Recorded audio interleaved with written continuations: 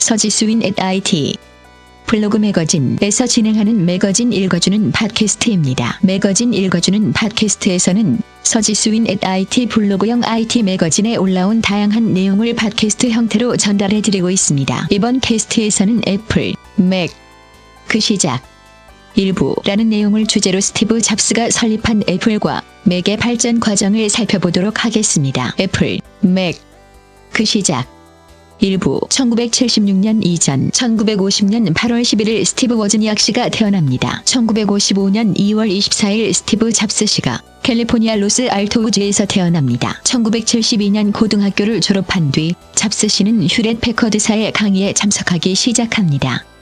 이후에 여름 동안 일하도록 휴렛 패커드사에 의해서 직원으로 고용됩니다. 그리고 그곳에서 캘리포니아 대학을 중퇴하고 HP에서 일하고 있던 스티브 워즈니악을 만나게 됩니다. 운명적인 만남이라고 할 수 있겠지요. 워즈니악은 뛰어난 기술자였는데 합법적이진 않았지만 사용자로 하여금 시통화를 무료로 할 수 있게끔 하는 기기를 그 기술로 만들어서 판매하게 됩니다. 스티브 잡스는 워즈니악이 이 장치들 중 일부를 주변 친구들에게 팔 수 있도록 돕습니다. 스티브 잡스는 오레곤주에 있는 리즈 애프터 대학에 등록하지만 한 학기만 공부하고 중퇴하게 됩니다. 1974년 초 잡스 씨가 아타리사의 비디오 게임 디자이너로서 취직하게 됩니다. 그는 이곳에서 번 돈을 가지고 인도로 여행을 떠나기 위해 저축하기 시작합니다. 정신적인 깨달음을 구하기 위해서 말이지요. 1974년 가을 인도로부터 돌아온 후 잡스는 워즈니악에 의해 홈브루 컴퓨터 클럽에 가입하도록 초대됩니다. 홈브루 컴퓨터 클럽은 스탠드포드 리니어 엑셀러레이터 센터에서 열렸는데 전자기기에 열정을 가진 사람들이 만나서 지식을 공유하고 자신만의 컴퓨터를 만들 수 있도록 서로 돕는 그런 곳이었습니다. 워즈니악은 단지 전자장치를 만드는 것 자체만 즐겼지만 잡스는 이때 개인용 컴퓨터에 대한 마케팅적 가능성을 눈여겨보게 됩니다. 잡스는 함께 개인용 컴퓨터를 만들자고 워즈니악을 설득합니다. 워즈니악은 여기에 동의하지만 이후에도 그가 강조했듯이 돈을 벌기 위한 게 아닌 취미로 재미를 위하는데 초점을 맞추고 컴퓨터를 만들기 시작합니다. 1975년 잡스의 방에서 잡스와 워즈니악은 애플 일에 대한 작업에 착수합니다. 매 2주마다 그들은 가장 최근 설계에 있어서 향상된 점을 홈브루 컴퓨터 클럽 회원들에게 보여줍니다. 1976에 1979 더 비기닝 1976년 애플 1의 설계가 마침내 끝납니다.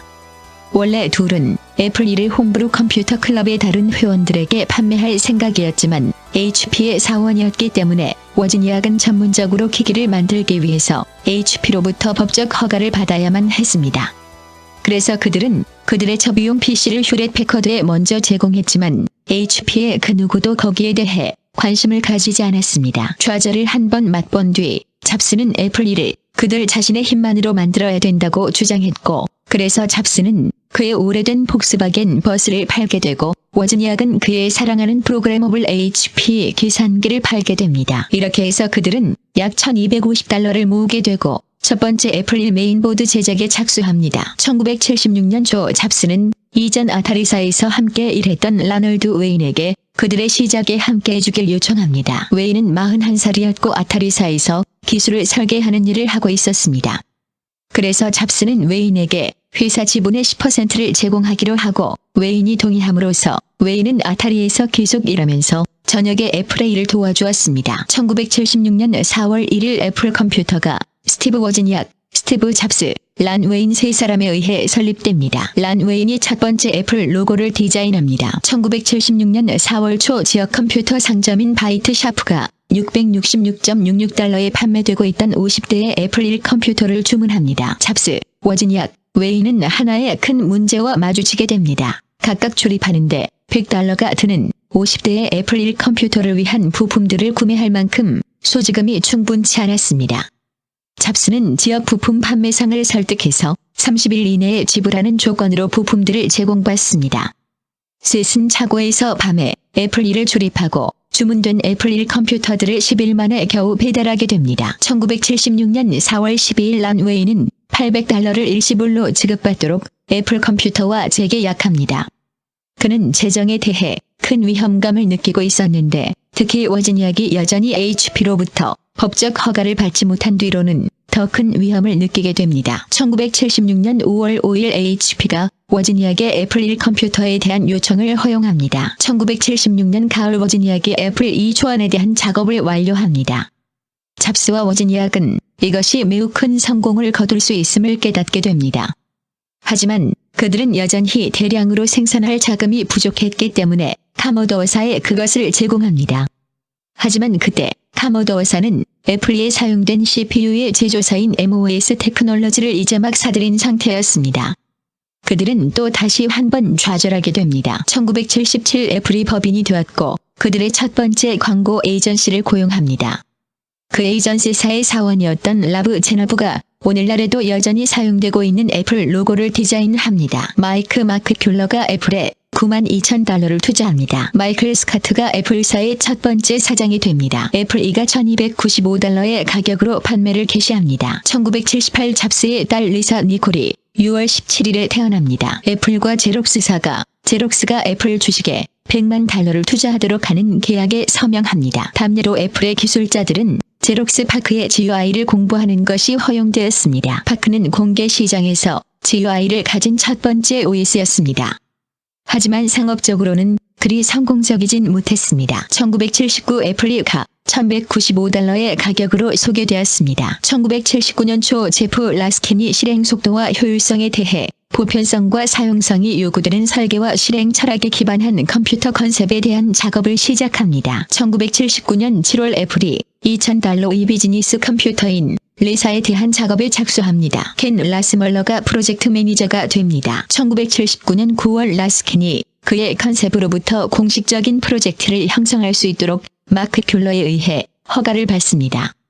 라스킨이 가장 좋아하는 사과의 형태가 맥킨토시였기 때문에 프로젝트의 코드네임이 맥킨토시로 결정됩니다. 애플 1 컴퓨터 CPU MOS 테크놀로지 6502 CPU 속도 1MHz FPU 없음 버스 속도 1MHz 대역폭 8빗 주소폭 8빗 온보드 램 8KB 최대 램 32KB 비디오 VRAM 1KB 최대 해상도 60.05Hz 텍스트 모드 40x24 제품군 맥킨토시 이전 코드네임 전원 58W 출시 1976년 4월 중단 1977년 애플이 컴퓨터 CPU MOS 테크놀로지 6502 CPU 속도 1MHz FPU 없음 버스 속도 1MHz 대역폭 8빗 주소폭 8빗 롬 12KB 램 슬롯 첫 번째 확장 슬롯이 사용 가능 전용 확장 슬롯 8 비디오 최대 해상도 280x 192 640x 48 4비트 색상 스토리지 플로피 드라이브 옵션 입출력 시리얼 부가적인 확장 카드 스피커 모노 제품군 맥킨토시 이전 코드네임 출시 1977 중단 1980 1977년에 만들어진 애플 2는 워지니아계 애플 1 설계에 기초를 두고 있지만 몇 가지가 추가되었습니다. 첫 번째는 플라스틱 케이스의 디자인이었습니다. 베이지색으로 칠해져 있었는데 당시에는 매우 드문 것이었습니다. 두 번째는 컬러 그래픽을 표시할 수 있었다는 점입니다. 애플 2는 더 큰 롬, 더 확장 가능한 램, 8개의 확장 슬롯까지 포함하고 있었습니다. 인테저 페이지기 롬상에 하드 코딩되어 있어서 프로그래밍하기가 훨씬 더 쉬웠고 2개의 게임과 데모 카세트를 포함해서 $1,298였습니다. 1978년 초에 애플은 애플 2를 위한 디스크 드라이브를 출시하는데 사용 가능한 것 중 가장 가격이 낮았습니다. 애플 2는 애플 제품 리스트에 1980년이 될 때까지 남아있게 됩니다. 애플 2는 또한 벨 & 하우엘에 의해 검은 케이스에 리패키징 되어서 교육 시장에도 판매되었습니다. 애플 2의 GUI 애플 2 데스크탑은 크게 실렉터와 데스크탑의 2개의 부분으로 나눠져 있습니다. 실렉터는 작은 메뉴 프로그램으로서 프로그램들을 빠르게 선택할 수 있도록 해주거나 혹은 다른 애플 2 장치들로부터 부팅할 수 있도록 해줍니다. 앞서 언급되었던 데스크탑의 정보 대화 상자입니다. 분명 1986년이라고 되어 있는데 1984년에 릴리즈된 맥킨토시 UI에 기반을 두고 있다는 점이 흥미롭습니다. 확실히 맥킨토시 파인더에 기반을 두고 있는 데스크탑은 파일 시스템을 아이콘화된 파일과 폴더의 시리즈로 보여줍니다. 드라이브나 폴더를 더블 클릭하면 새로운 창이 열리게 되고 이 창은 화면상에 드래그해서 이리저리 움직이거나 혹은 의지에 따라 크기를 조절할 수도 있습니다. 어떻게 드라이브와 폴더가 열려 있는지는 남아있는 회색 표시로 알 수 있습니다.